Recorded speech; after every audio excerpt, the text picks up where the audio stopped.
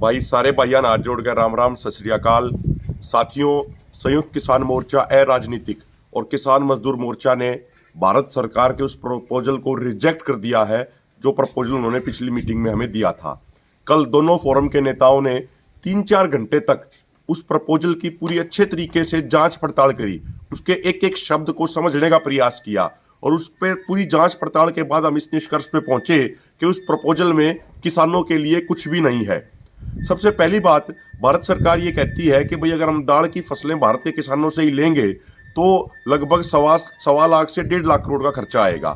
दूसरी तरफ हमारा ये कहना है, बहुत सारे कृषि एक्सपर्ट हैं, हरीश दामोदरन जी हैं, प्रकाश कामारेड्डी हैं, बहुत सारे एक्सपर्ट ने ये कहा कि अगर सरकार 23 की 23 फसलों पे एमएसपी का गारंटी कानून बढ़ाए तो टोटल 1.5 से 2.5 लाख करोड़ का ही खर्चा आएगा। तो जब 1.5 से 2.5 लाख करोड़ में एमएसपी गारंटी कानून ही बन सकता है तो अकेले दालों की बात सरकार क्यों कर रही है? पहली बात। दूसरी बात, आज जो सबसे ज्यादा बड़ी संख्या में जो कृषि उत्पाद बाहर से इंपोर्ट किया जाता है देश में, वो है पाम ऑयल, जो हमारे शरीर के लिए भी खतरनाक है, हमारी इकोनॉमी के लिए भी खतरनाक है।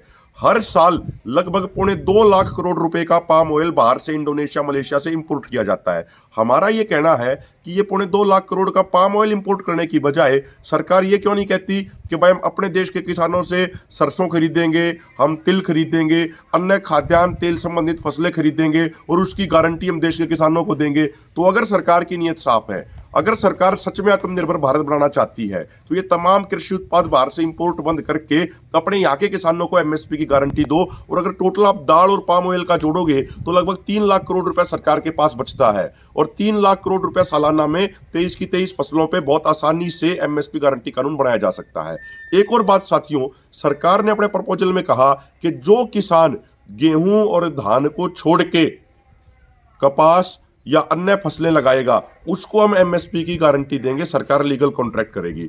हमारा ये कहना है, मान लीजिए कोई किसान पहले से ही नरमे की खेती करता है, इसका मतलब उसको तो फिर मिलेगा नहीं एमएसपी पे गारंटी। कोई किसान पहले से ही अगर अरहर की, तुअर की खेती करता है, इसका मतलब उसको तो एमएसपी पे गारंटी मिलेगी नहीं। सरकार के अनुसार तो इन 5 फसलों पे भी एमएसपी गारंटी उसी को मिलेगी जो दूसरी फसलों को छोड़ के ये करेगा।